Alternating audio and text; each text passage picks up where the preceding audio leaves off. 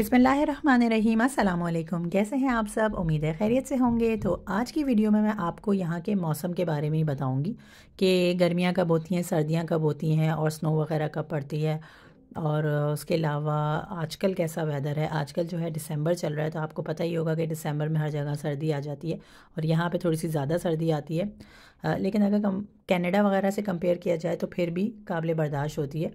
यानी कि देखें, अभी जो है दिसंबर का मंथ चल रहा है और यहाँ आपको नज़र आ रहा होगा, आज सारी वीडियो में आपको स्नो ही स्नो नज़र आएगी।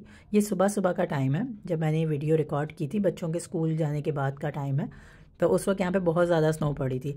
एक बात बताती चलूँ कि यहाँ पे स्नो पड़ रही हो, बारिश हो रही हो, हवाएं चल रही हो, कुछ भी हो रहा हो, लेकिन सारे काम अपने रूटीन के साथ चलते रहते हैं, क्योंकि ज़ाहिर है यहाँ तो ये मामूल की बात है। यानी यूजुअली यही सब होता है, मौसम हर तरह का होता है, तो ज़ाहिर है ये अपने सारे काम रोक तो नहीं सकते। हाँ, ये कि जब इस तरह की स्नो वगैरह पड़ती है तो फिर इनकी तरफ से जो गाड़ियाँ होती हैं गवर्नमेंट की तरफ से, जैसे कि यहाँ आपको नज़र आ रही होगी, इस तरह की गाड़ियाँ आती हैं जो कि सारी स्नो वगैरह के हटाती हैं रास्ते से, मेन रास्तों से जहाँ पे गाड़ियाँ वगैरह चलनी होती हैं, उस रास्ते से जो है ये स्नो साफ़ कर देते हैं।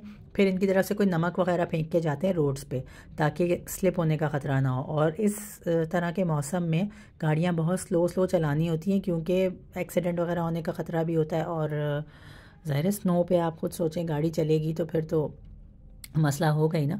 तो बच्चों की भी जो गाड़ी उन्हें लेने आती है सुबह, टैक्सी, तो वो भी थोड़ा सा लेट आती है, क्योंकि वो भी स्लो स्लो चला के लाते हैं। तो बहुत ज़्यादा स्नो पड़ रही है इस बार यहाँ पे। और मैंने सुना है कि इस बार पूरे यूरोप में ही बहुत ज़्यादा स्नो पड़ी है।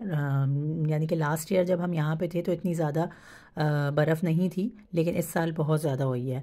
और एक और बात बता दूं कि सुबह इस वक्त तो सूरज पूरी तरह से निकल चुका है। आजकल टाइमिंग्स भी यहाँ पे जब सर्दी आ जाती है तो सूरज बहुत देर से निकलता है। सुबह 8:30 बजे जाके सूरज निकलता है और 3:30-4 बजे के, 3:45 तक जो है आपकी वो ख़त्म हो जाती है, मगरिब हो जाती है, दिन यानी ख़त्म हो जाता है। तो 4:30 बजे मुकम्मल अंधेरा भी हो जाता है। तो दिन बहुत छोटे हो जाते हैं यहाँ पे सर्दियों के। और सर्दी बहुत ज़्यादा इसलिए हो रही है आजकल क्योंकि जब ये स्नो मेल्ट होना शुरू हो जाती है तो बहुत ज़्यादा सर्दी फील होती है, लेकिन जब स्नो पड़ी हुई होती है तो इतना नहीं पता चल रहा होता। टेम्परेचर -10 तक भी गया है आजकल यहाँ पे। और एक बात बता दूँ कि यहाँ पे सर्दी कब कब पड़ती है। सर्दी यहाँ पे स्टार्ट होती है अक्टूबर के मंथ से। तो अक्टूबर, नवंबर, दिसंबर, जनवरी, फरवरी, मार्च, अप्रैल तक यहाँ पे सर्दी रहती है। ठीक है। अप्रैल के बाद मई जब स्टार्ट होता है तो मई, जून, जुलाई, अगस्त, सितंबर, ये जो 5 महीने होते हैं ये गर्मी के होते हैं, और 7 महीने जो हैं आगे के वो सर्दियों के होते हैं। सर्दियों में जो है आपको स्नो भी मिलेगी, आपको हवाएं भी मिलेंगी, बारिश भी होगी। बारिश तो यहाँ पे बहुत ज़्यादा ही होती है, मामूल के हिसाब से होती रहती है हर वक्त। और सर्दी में बस ये होता है कि वही जो बारिश है वो स्नो की फॉर्म में गिरना शुरू हो जाती है, ये फ़र्क होता है। और गर्मी में भी ऐसा नहीं है कि बहुत शदीद गर्मी होगी, बीच के 1 आध महीने में थोड़ी बहुत गर्मी ज़्यादा आती है, लेकिन इतनी होती है कि फ़ैन से गुजारा हो जाता है। जैसे जुलाई अगस्त है तो उसमें थोड़ी सी गर्मी पड़ती है। तो होता ये है कि गर्मियों में दिन बहुत ज़्यादा लंबे हो जाते हैं, बिल्कुल अपोजिट है यहाँ पे। और सर्दियों के दिन बहुत ही छोटे होते हैं। सर्दियों के दिन इतने छोटे हैं कि सुबह जो है 8:30 बजे रोशनी होती है और 3:30-4 बजे अंधेरा शुरू हो जाता है। उसके बाद अंधेरा ही अंधेरा रहता है। तो इसी से आप अंदाज़ा लगा लें कि रोशनी कितनी कम होती है।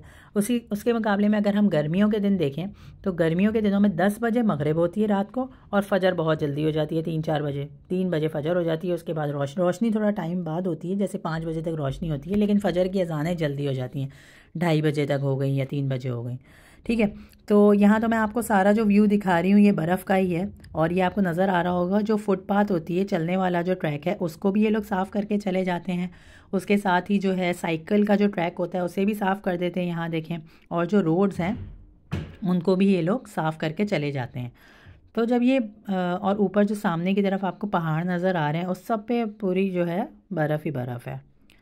ठीक है। और एक और बात बता दूं कि स्नो के जो शूज़ हैं वो यहाँ पे डिफरेंट होते हैं। ज़ाहिर है जब ये बहुत ज़्यादा होती है तो उसमें आप आम शूज़ के साथ, अपने कपड़े वाले शूज़ के साथ नहीं चल सकते।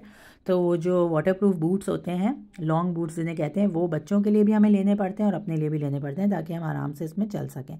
उसके अलावा ड्रेस का भी मैं बता दूं, कपड़ों में भी यहाँ पे फ्लीवा काट करके कोई ड्रेस आता है, वो फुल ड्रेस होता है। बच्चों को स्कूल में हमें वो पहना के भेजना पड़ता है।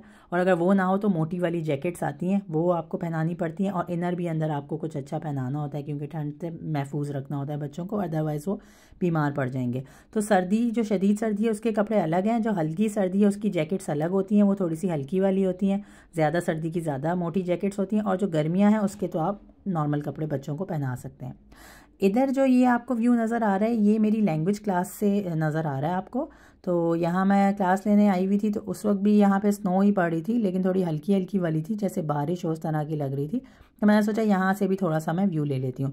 और मुझसे किसी ने पूछा था कि लैंग्वेज क्लास अगर अपने मुल्क में रहते हुए हम लेना चाहें ऑनलाइन तो क्या इस इदारे से ले सकते हैं। जहाँ से मैं लैंग्वेज कोर्स कर रही हूँ उसका नाम क्लेविस है, और इससे मैंने यहाँ पे पता किया तो उन्होंने बताया कि नहीं, आपका डेनमार्क का एड्रेस होना ज़रूरी है अगर आप यहाँ से ऑनलाइन क्लास भी लेना चाहें। ऑनलाइन क्लासेस बिल्कुल होती हैं यहाँ पे लैंग्वेज की, लेकिन आपका एड्रेस डेनमार्क का होना ज़रूरी है, किसी और मुल्क से आप नहीं ले सकते क्लासेस। ठीक है, तो थोड़ा सा मैं आपको अंदर से भी दिखा देती हूँ। इस वक्त हमारा ब्रेक का टाइम था, जस्ट 15 मिनट की हमारी ब्रेक होती है, तो उसमें जो है मैंने ये छोटी सी वीडियो रिकॉर्ड कर ली थी। और इस दिन भी बहुत ज़्यादा शदीद सर्दी थी। ये डिफरेंट डेज़ की वीडियो है जो मैंने यहाँ पे शेयर की है।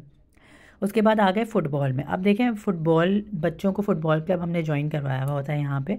अच्छा है, कोई एक्टिविटी हो जाती है तो आउटडोर होता है यूजुअली इनका जो फ़ुटबॉल है ना, ग्राउंड है, प्ले ग्राउंड वहाँ पे। लेकिन सर्दियों में ये लोग इंडोर प्लेस ले लेते हैं, वहाँ पे करवाते हैं। तो काफ़ी दिनों से इनकी जो ट्रेनिंग की क्लासेस हैं वो नहीं हो पा रही थी, इसी वजह से, क्योंकि इनके पास ये जगह अरेंज नहीं हो पा रही थी। अब ये जगह कौन सी है, ये एक स्कूल है, उसी का कोई बड़ा सा जिम्नेजियम टाइप का है जहाँ पे बच्चे खेलते हैं, जहाँ पे बास्केटबॉल और फुटबॉल्स वगैरह खेली जाती हैं। तो ये शाम का टाइम इन्होंने रखा होता है और वीकेंड पे रखा है इन्होंने, वीकेंड पे इन्होंने बुक करवा लिया है अपने बच्चों के खिलाने के लिए। तो यहाँ आपको नज़र आ ही रहा होगा बच्चे फ़ुटबॉल खेल रहे हैं। और पहले हफ्ते में 2 दिन इनकी ट्रेनिंग होती थी, लेकिन जब से ये सर्दियाँ आई हैं, पहले तो 1-1.5 महीना छुट्टियाँ रही थी, उसके बाद अब ये लोग आ रहे हैं यहाँ पे, तो सिर्फ 1 दिन हफ्ते में होता है, संडे वाले दिन इनकी ट्रेनिंग होती है। और ये पूरा कोई स्कूल है, ठीक है। यहाँ पे पीछे डेंटिस्ट के जो वो होते हैं ना क्लिनिक, वो भी बना हुआ है, और इस तरफ ये प्लेग्राउंड भी बना हुआ है, और दूसरा जो है स्कूल भी है इसी तरफ। ये बिल्कुल हमारे घर के साथ ही है ये सारा, तो हमें आसानी रहती है बच्चों को छोड़ने में। दिन आजकल बहुत छोटे हैं, इस वजह से रात हो जाती है बच्चों को यहाँ लाते ही, और जब इनकी छुट्टी होती है 1 घंटे के लिए यहाँ ये खेलते हैं और फिर वापस। यहाँ से मैं आपको बाहर से दिखाती हूँ, रात का भी थोड़ा सा व्यू दिखा देती हूँ आपको स्नो का। बहुत ज़्यादा बर्फ़ थी इस वक्त भी यहाँ पे। तो वीडियो यहीं पे एंड करती हूँ, उम्मीद है आपको पसंद आई होगी। सब्सक्राइब और लाइक करना ना भूलिएगा। इंशाल्लाह नेक्स्ट वीडियो में मिलेंगे। अल्लाह हाफ़िज़।